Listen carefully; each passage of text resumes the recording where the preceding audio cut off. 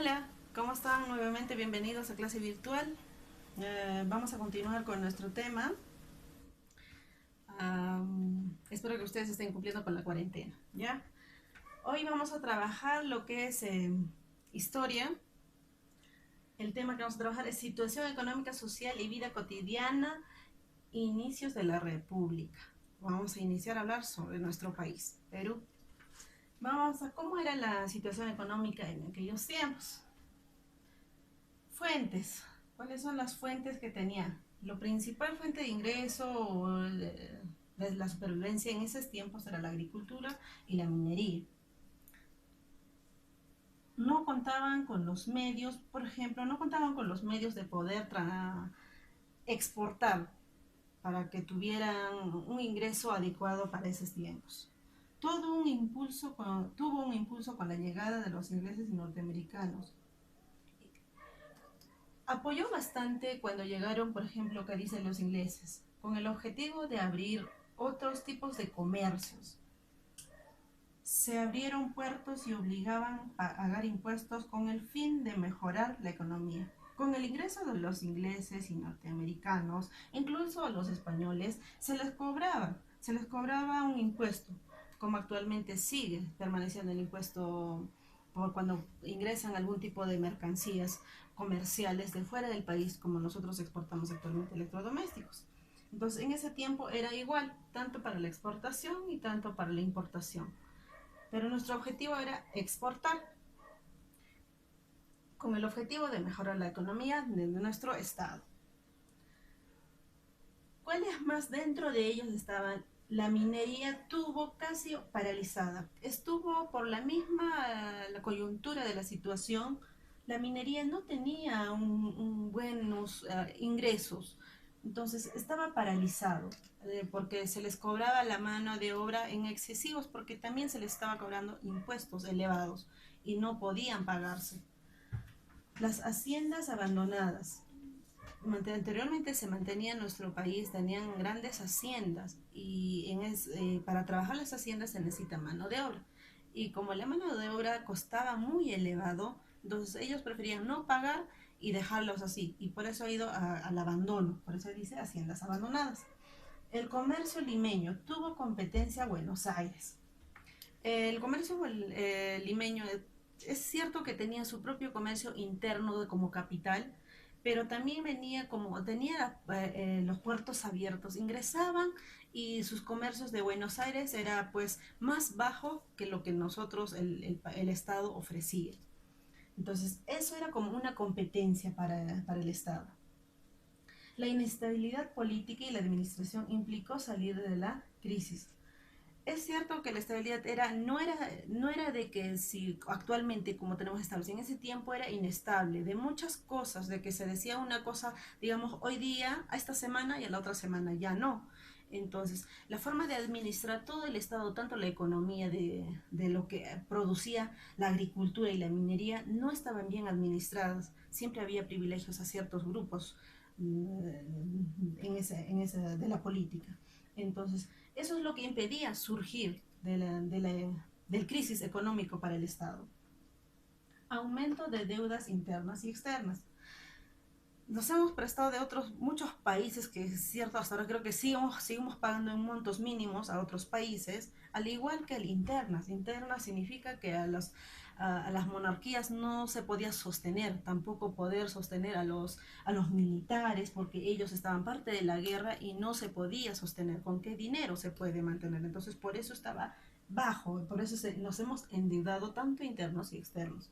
Pero posteriormente no se ha pagado, a los indígenas no se les ha pagado como deuda interna, no se les ha considerado, pero sí a los externos que seguimos pagando en mínimos, no se sabe a gran escala, pero sí muy poco. Los ingresos procedían de tributos indígenas, como hace un momento decíamos, se les cobraba bastante el impuesto, y el indígena que tenía pocos recursos, aún así tenía que pagar sus impuestos, que equivalía al 30% del impuesto bruto, que vendría a ser el 100%. Impuesto a las monedas, a las casas monedas, acá me falta casas monedas, vamos a agregar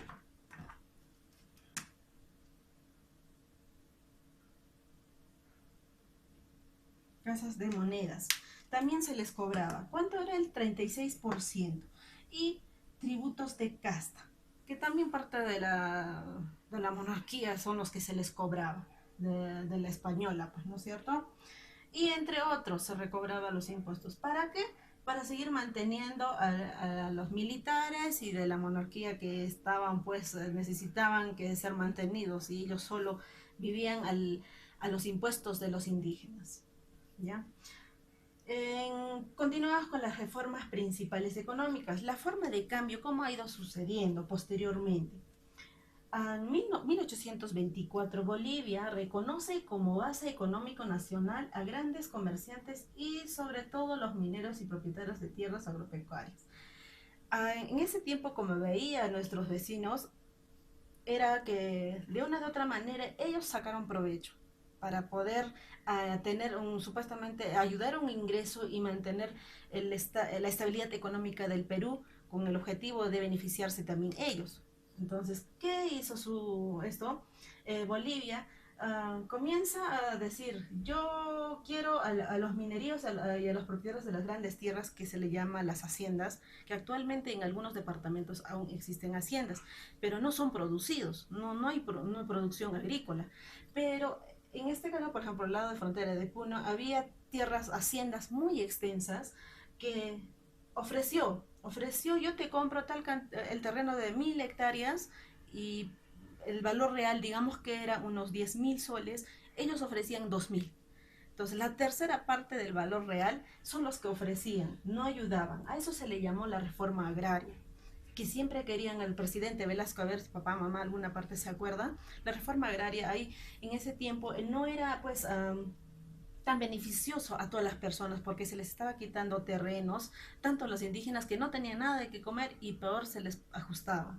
Las haciendas grandes empezaron a subdividir en terrenos pequeños, mediante la venta de las tierras a un precio mínimo de su valor, es lo que dice.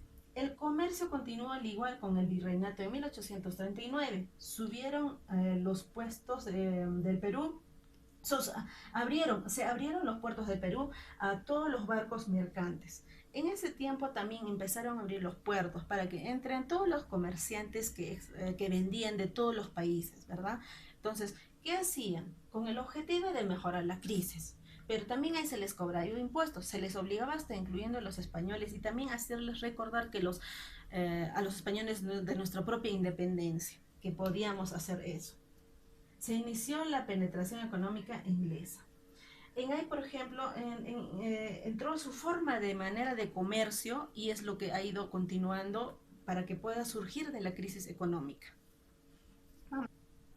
Vamos a continuar, como dije, inicio de la penetración económica inglesa. ¿Qué más sigue? Cuando ingresaron, penetración es el ingreso, ¿ya? No estarán pensando.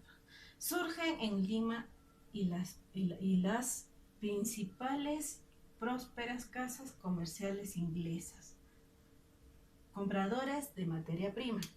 Al ingreso de los ingleses empezaron a buscar sus propias empresas de los ingleses, con el objetivo de comerciar, ¿de acuerdo? ¿Qué es lo que ellos comerciaban? Su mejor materia prima era, como por ejemplo, la lana, los colorantes, el cuero. Los colorantes están hechos a base de las plantas, hierbas que existía aquí, que existen en esos tiempos y actualmente sigue existiendo, solo que a veces nosotros no estudiamos muy a fondo, ¿ya? La lana, por ejemplo, la lana de la llama, de la vicuña, de la oveja, entonces era la exportación para fabricar que vendrían a ser las prendas, ¿ya?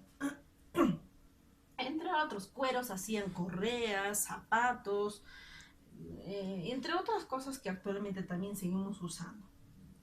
Los empréstitos cada vez en mayor cantidad inician nuestro encadenamiento financiero en la primera potencia mundial en ese entonces. Empréstito significa los prestadores de dinero.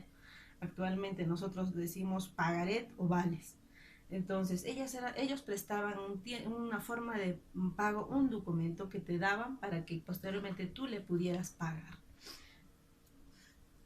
Entonces, de esa manera hubieron el objetivo de poder el crecimiento de la economía del Perú. Bueno, espero que les haya gustado. Se cuidan. Chao.